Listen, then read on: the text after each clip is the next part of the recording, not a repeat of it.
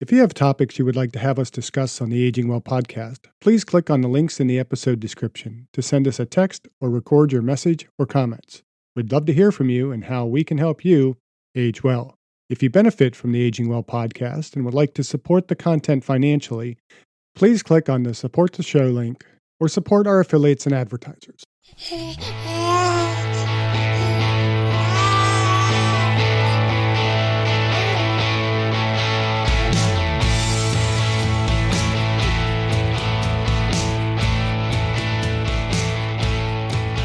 Welcome to the Aging Well podcast. I'm Jeff Armstrong here with Corbin Bruton.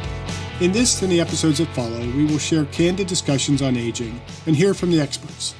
We are here to inform and encourage as we experience, aging. In today's episode, Corbin and I discuss the link between inflammatory foods and aging markers in the brain. More specifically, we talk about how the Mediterranean diet can affect cognitive decline and the risk of dementia in aging. Hey, Jeff. So I came across an article that was introduced in MedPage today. It was kind of talking about the difference effects on the brain with inflammatory food versus pro-inflammatory, anti-inflammatory. Do you know anything about that? Yeah, that article, Brain Aging Markers Tied to Inflammatory Foods, appeared in the May 13th issue. And it's basically sharing a article that is kind of in preprint, which is titled "Higher Dietary Inflammatory Indexes Are Associated with Brain MRI Markers of Brain Aging, Results from the Framingham Heart Study Offspring Cohort." It was written by Deborah Malo Van Lent and her colleagues from the University of Texas Health in San Antonio. The paper basically summarizes some of the study.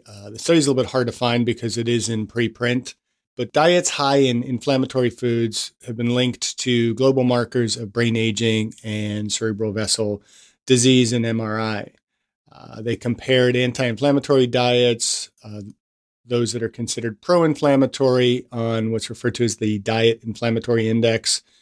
These were associated with smaller total brain volumes, and this adjusts for, from a scientific standpoint, adjusts for a lot of demographics, clinical and lifestyle covariance and all that stuff that epidemiologists would care about, but our listeners may not necessarily be quite as interested in. But it basically concluded that the higher DII, as they abbreviate, Dietary Inflammatory Index scores, indicated that the more pro-inflammatory foods that one is eating were associated with smaller total gray matter volume in the brain and larger lateral ventricular volumes.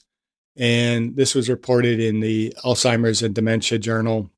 And so it's quite an interesting study because there are several other studies that I've come across that are relatively similar. There was a Dietary Inflammatory Index and Dementia Incidence, a population-based study by Cherisis and others.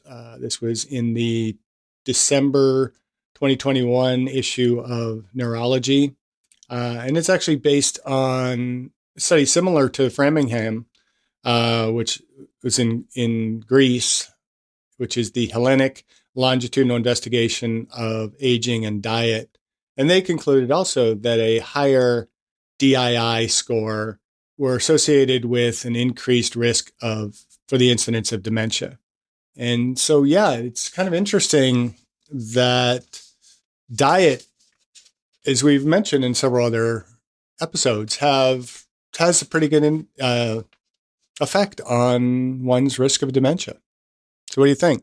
I think, obviously that is the case. Like, what we take in is it's not just food, right? It can be used as fuel. It's nutrition. It feeds the body. It's also going to feed the brain. So what we're putting into our body is going to have somewhat of a ripple effect.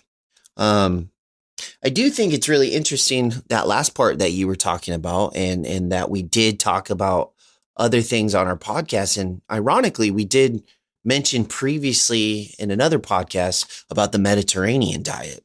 Yeah. And what's really cool is if you read this article, it does talk about the difference of anti-inflammatory and pro-inflammatory, and a lot of it kind of goes hand in glove with that Mediterranean diet. And I think this would be a really good thing to kind of potentially dive back into that Mediterranean diet and talk about the benefits of it. Even though we've talked about it in a previous podcast, I think now that there's more research out there, it's not just good for health benefits and longevity, it's also good on brain health as well.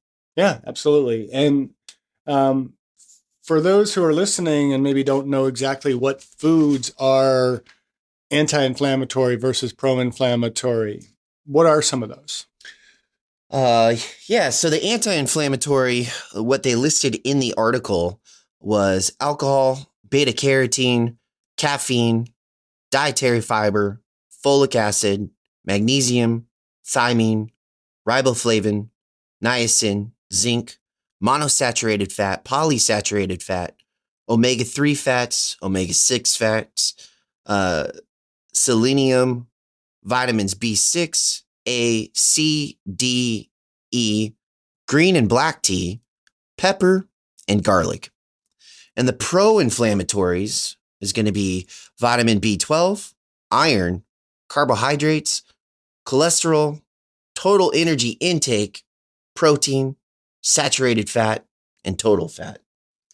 Yeah, and it's interesting because, as we talk about diet, pretty much everything on both of those lists we consider to be healthy, with the exception of, where we manage our total caloric intake. And we could talk a little bit more about that. Saturated fats, I think we are learning pretty well that saturated fat should be avoided. And then total fat, we don't want as much total fat, but we're starting to see certain health benefits to, say, a ketogenic diet in certain circumstances.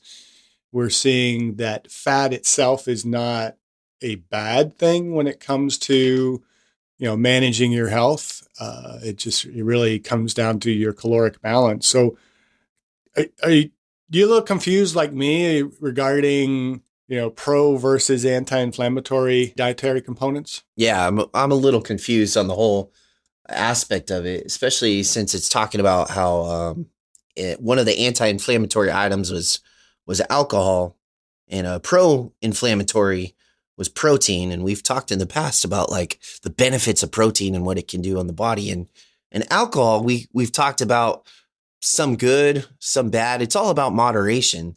I just think that that's really interesting that alcohol made it on that list as one of the anti-inflammatories. Yeah, and I think, you look at, vitamin B12, iron, aren't those all in my daily vitamin, along with selenium, vitamin A, vitamin B6, C, D, and E, and so on.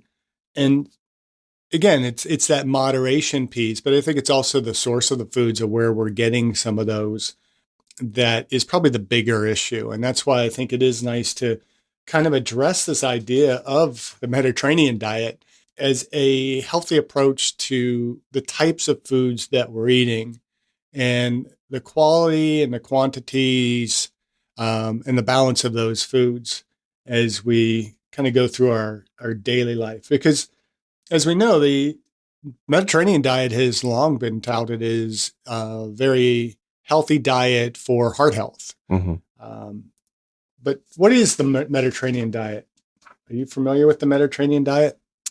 Yep, because I know we've done a podcast on it.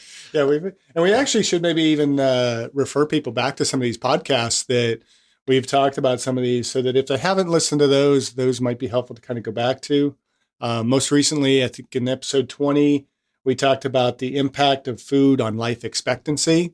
And again, that Mediterranean diet was a very critical part of that. As I recall, one of the top foods that we should be eating for longevity are legumes. Mm-hmm. So eating beans. We talked in episode 23 about how seniors are eating junkier diets. And so there is this need to analyze the diets that we are eating and shift toward a healthier diet, and not just eating processed foods and, real crap foods, which is very easy for seniors, especially seniors of limited income or limited access to food, to slip into that. And so maybe we might need to talk a little bit today about what are some of these foods on the Mediterranean diet that can be available with ease of preparation and very little expense to them as well. We also talked about alcohol and aging well in episode 16. I think it'd be important also to kind of reflect back on the episode I did with Phil Yeski talking about mitochondrial disease and health and the importance of the mitochondria, because in that episode, we actually talked about how alcohol consumption, wine consumption in particular, can have a positive effect on the mitochondria. Of course, as Phil pointed out, you have to drink quite a bit of it. So too much might not, wine itself might not be as beneficial, or a beneficial approach to improving our mitochondria as much as exercise might be. But also dark chocolate was one. So there's some little things in our diet that we can add that can help. And then we talked in episode 12 about exercise and dementia. So obviously, we're always going to be going back to that component of physical activity and exercise in benefiting the health. But what is the Mediterranean diet? Are you asking me? I'm asking you. Okay. Mediterranean diet is a diet. Hold on. I just so happen to have something right here. The Mediterranean diet is a healthy eating plan. It's plant-based and incorporates the traditional flavors and cooking method of the region. So it's basically a diet that is similar to what they might eat along the Mediterranean. So your Greek, Italian foods and things like that, which I actually find those foods very, very delicious. I know they have a higher level of seafood. And I also know they have a lower level of red meat, which is kind of goes hand in glove with that original study as well, because with red meat alone, you're getting that B12, you're getting that iron, you're getting that higher level of cholesterol and saturated fat. And so that's one of those items that are that pro-inflammatory. And by removing that red meat from your diet, I mean, that alone with these studies, you're helping increase your brain. As delicious as that steak is, I mean, in the long run, it could have an effect on your brain and the gray matter of your brain. And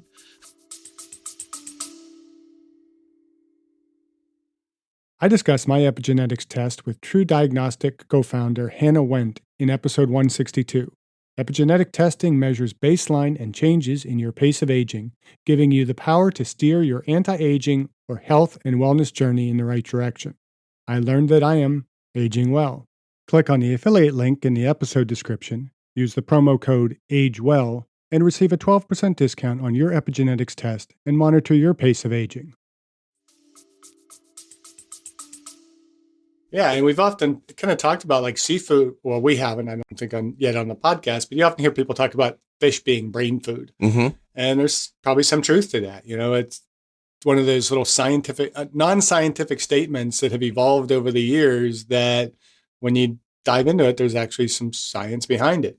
So that Mediterranean diet, of course, for your protein, you want to be eating fish, seafood, dairy, and poultry as your primary sources.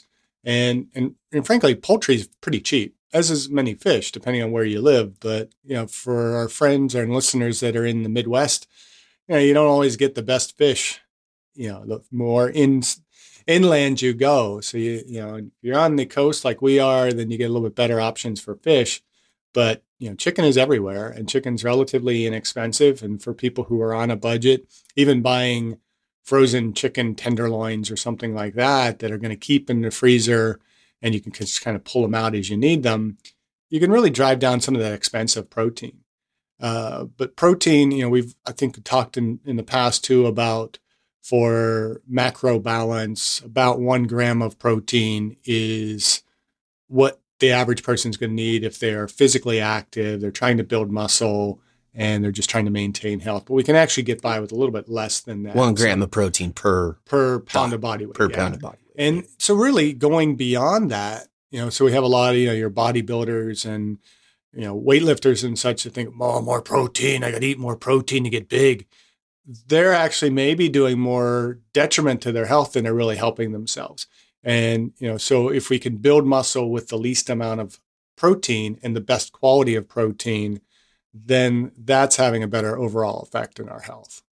Now I can't remember, or isn't there some research out there that would discuss that too much like your body cannot absorb too much protein in at one time, and eventually what you absorb, and then the rest you just kind of pee out. Like you have to take protein in during like increments. Yeah, there's several studies. There's not one on the top of my head that I could cite, and it is a little bit controversial in terms of exactly how much the body absorbs, kind of relative to like workouts Mm-hmm. and things like that. But the general recommendations for protein would be to spread your basic protein needs across your meals throughout the day.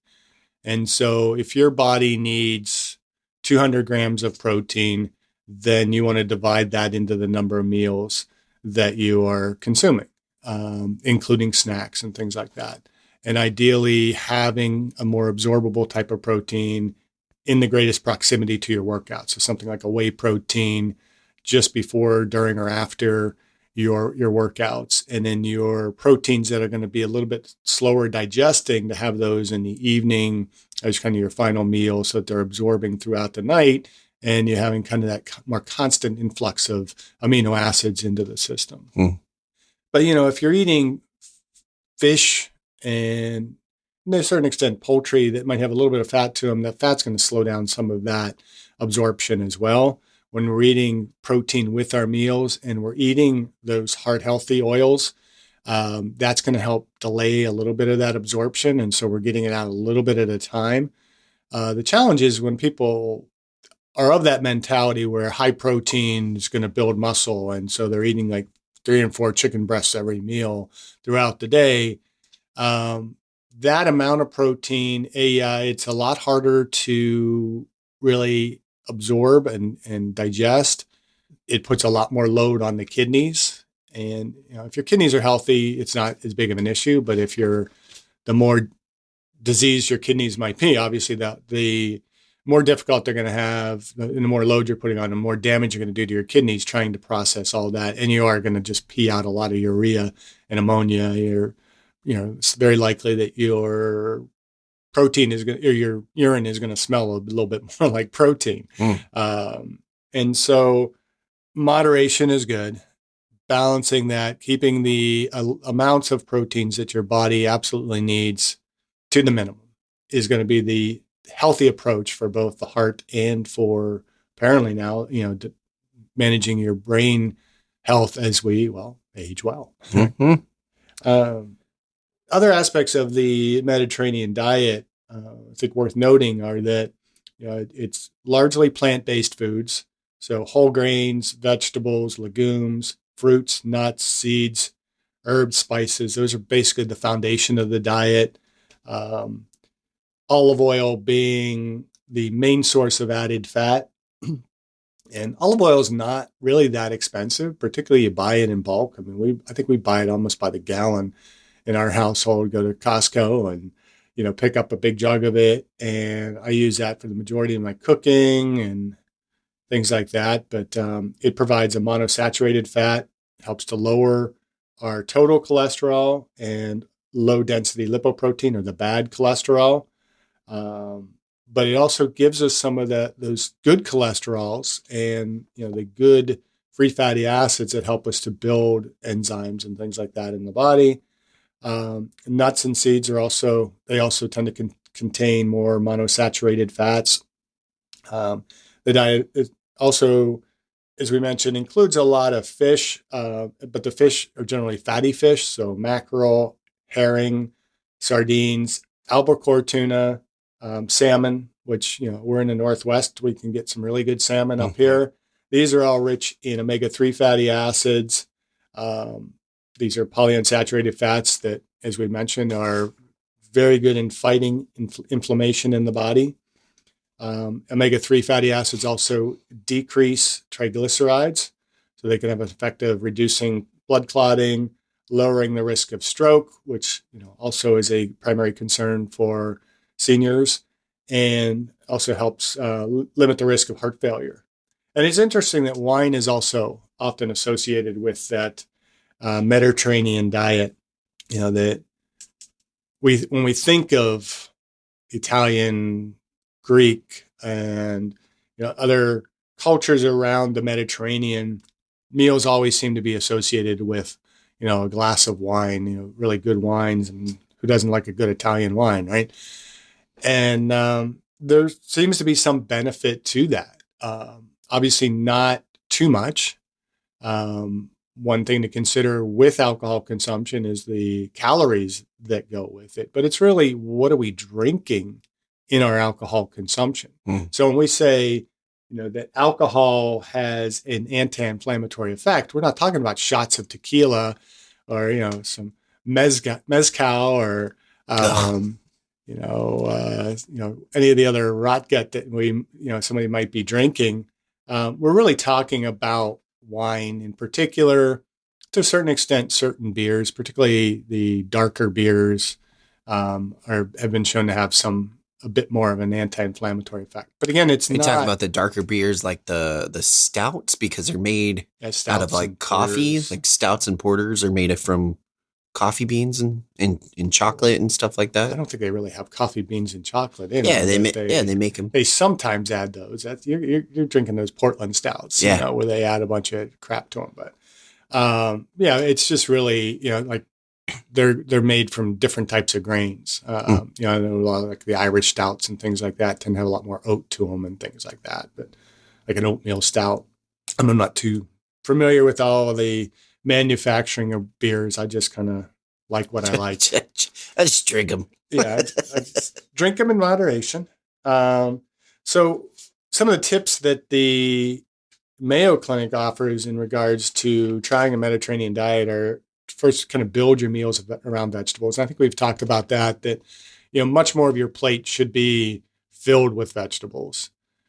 And those don't have to be expensive at all. I mean, you go nutrient dense, inexpensive, available vegetables, and things like carrots, and carrots high in beta carotene, broccoli, which has even anti-carcinogenic effects, cauliflower. Those we can buy frozen, so you don't have a lot of waste. You save a little bit of money buying them frozen because farmers basically don't lose money as they rot away on the shelves as nobody buys them because they're buying all the processed junk food, right? It talks about eating fish at least twice a week. They recommend using olive oil instead of butter in preparing food. And it says to serve fresh fruit for dessert. Honestly, I would discourage dessert because that habit of dessert, except for maybe when you're eating out or on more special occasions, tends to just add unnecessary calories to the diet. So I like to not think of dessert, but maybe have, a snack that might be a little bit more healthy oriented, having fruit in that snack as opposed to, cake or cookie or something like that many of us might go to.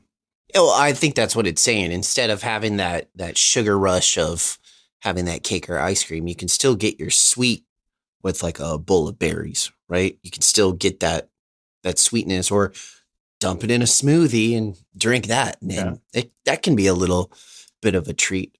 So I know it does talk a lot about seafood and the omegas. And I know that you are not a big supplement person, but for an individual who wants to make that lifestyle change, but they may not have the access to the seafood, let's just say they're living in Nebraska, right? And I don't know how expensive seafood is in Nebraska, but I do know that it's probably not as accessible as it is here on the coast. Do you think an individual who's wanting to make this lifestyle change and wanting to add a healthier, who wants to make this lifestyle change and then go through the process of having a healthier diet, do you think it would be more beneficial for them instead of going to the grocery store and buying fish that's out of their price range versus going to a nutrition store and just getting those omega-6 or omega-3 fish oil pills? So what else do you get from those fish oil pills other than fish oil? Just the fish oil, Right. essentially. So what else do you get from the fish? You're going to get your protein. You're going to get some minerals. You're going to get some vitamins that are also included in there Yeah. as well. So I would always lean toward the whole food first. If you are really deficient in those, and I don't think for the most part, many of us are that deficient in omega-3 or omega-6 free fatty acids that we have to take pills for them. Um, because we can eat the fish. I mean, the fish is available even in Nebraska, even in the most remote areas of this country. You can still get frozen fish. You can, you know, we ship. I mean, yeah, it's a little bit more challenging still presently with COVID getting some of that because our supply lines have been disrupted a little bit. But when they are, there's still other sources. There's canned salmon. I actually like the canned salmon. I don't know what it is about it. Maybe it's the fact that the vertebra runs up right through the middle of the can.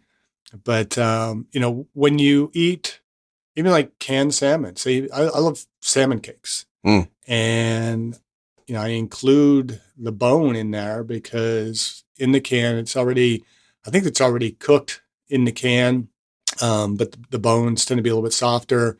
You kind of mush that all up to make and you mix all the other ingredients into the salmon cakes.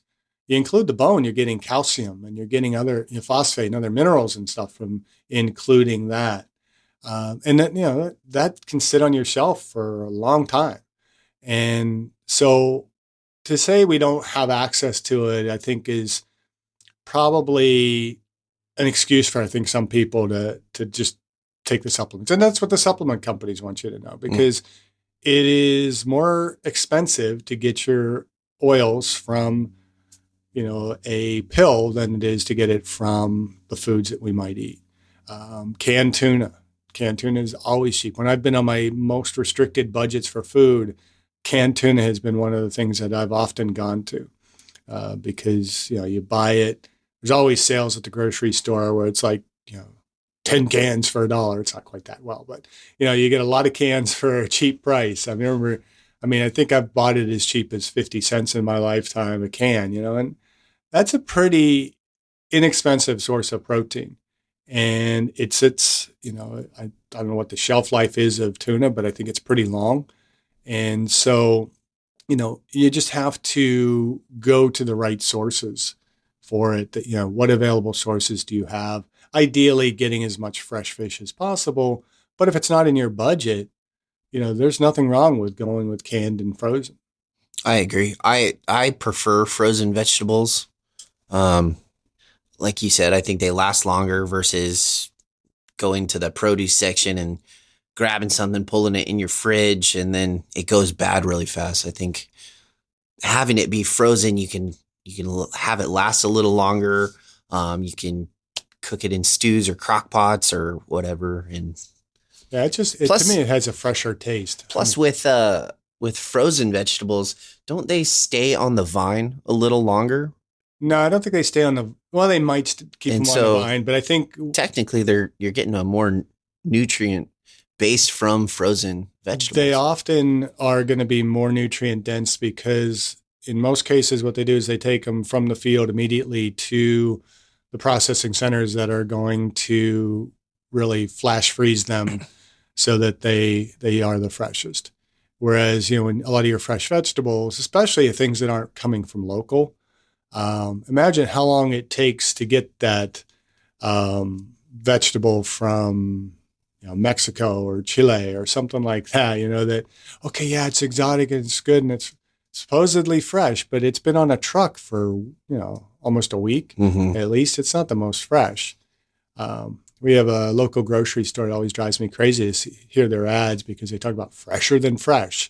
I'm not going to reveal who that is, but their prices are lower than low too. And it's like, how do they get away with that? Because you can't be lower than low and you can't be fresher than fresh. I mean, the only thing fresher than fresh is to eat it unripe on, the plant that it's coming from or in the field. Let's go right out to the Yeah, garden and pick yeah. it. I'm going to eat my broccoli right out of the dirt. Yep. That's fresher than fresh. Um, so, yeah, I mean, we want to be careful in how we access our food. That we are going to keep it within our budget and we're going to get the healthiest possible foods that we can eat. And just because food is whole does not mean it's got to be expensive. So many, and I think it's really come from the manufacturers that are producing that processed food that tell us that whole foods, organic foods, and all that stuff is too expensive. And so people don't even look for it because they think, well, I got to go for, this food that, the ramen noodles that are, 10 packages for $1, and that's where I'm going to get my carbohydrates. Well, come on, that's crap food. Even buying pasta, buy it in bulk, and good, really whole grain pastas, they're not that expensive. Oh my gosh, that's the best advice ever. I wish I knew this in college when I was on such a strict diet. In your local grocery stores, they actually have a bulk section. And honestly, I didn't even figure this out until I was almost 30. They have an entire bulk section, and you can buy pasta in bulk. You can buy beans in bulk. You can buy, if you want like cereal, you can do that. They have dried fruits and vegetables. You can buy anything, seasoning, flavor, pepper, whatever you want. You can buy it in bulk, and it's way, way cheaper. And I wish I knew wish I knew that in college. Unfortunately, there are still communities out there that don't have those type of grocery stores accessible to them. And so, they're almost forced into eating more of these processed foods, doing their grocery shopping at a convenience store rather than a grocery store. And I think that's one of those societal issues that our government should be looking at and trying to improve, but somehow we just kind of tend to ignore that. But in some situations, it may require a little bit more community to provide more of this access to the food, working together and buying things in huge bulk and then sharing that. Maybe you don't need to buy a 50-pound bag of rice for yourself because that's going to last you like 5 years. Right. But, you buy it, you share that with several neighbors, and you kind of share the cost. It drives that cost down. You have access to a healthier food choice that's going to last, and it's going to make you healthier. Yeah, I think it's just those little tiny lifestyle changes that we gotta be aware of. And like we mentioned earlier, what we put in our mouth, it's not just food, it's not just flavorful. It has a ripple effect on the rest of our body. Yeah. It can be used as a fuel energy source, but it can also be used as overall nutrition for your muscles, your brain, your organs, your endocrine system, everything to that effect. Yeah, so Mediterranean diet's the way to go. I'm just kind of looking at another article here that is from the Journal of American Medical Association, so JAMA as it's normally referred to. The adherence to a Mediterranean diet, cognitive decline, and risk of dementia. So another study that identifies the benefits of the Mediterranean diet. They concluded that higher adherence to a Mediterranean diet is associated with slower test that they did was a mini mental state examination. So basically a slower cognitive decline. It wasn't always consistent with other cognitive tests. In this study, it wasn't necessarily associated with the risk for the incidence of dementia, but the studies right now I think are somewhat equivocal when it comes to dementia. There just haven't been enough studies. We still don't know enough about dementia. It's a very complicated thing to really predict who's going to get dementia, who's not, because you've got genetic components to it, you have environmental components. But if we know that something has a positive benefit or can have a positive benefit in preventing disease, then it behooves us to take that approach with the hope and anticipation that it's going to help limit that risk. Dementia really, it does not discriminate. It doesn't matter what gender you are. It doesn't matter what ethnicity. If it wants you, it'll take you. And it really doesn't matter what age either. A lot of the listeners, I don't know if they know this. I actually have a background working with individuals with Alzheimer's and dementia. And one of the people that came in, he actually was 53 years old. And that's really, really young. Like his whole body, he was in phenomenal shape. He was really active, and then just full on Alzheimer's. Didn't know who he was. Didn't know who his family was. That's a scary thing, and I think it's scary for a lot of people out there. And I think, some people have the mindset of, well, I'm okay if my body gets frail and brittle, but my mind, I just want my mind to be sharp. I want to hold on to my memories. I want to be aware of what I'm doing. I want to be aware of who I am and what's around me. And dementia is a scary thing. So if we could help encourage someone who's listening to prevent that just by either A, being active, or B, changing their diet just ever so slightly, I'm all for it. Yeah. And, dementia isn't just linked to Alzheimer's. In fact, probably that 53-year-old, they might be calling it Alzheimer's, but you really don't know until, finally, when the individual finally passes and there's an autopsy, and then they can look at the brain, because there's other conditions. There's Pick's disease, there's, what is some of the other one? Huntington's disease. Mm-hmm. And there's a number of different conditions. Even Parkinson's has a certain dementia component to it that, the source of the dementia can be multiple different disease conditions or syndromes.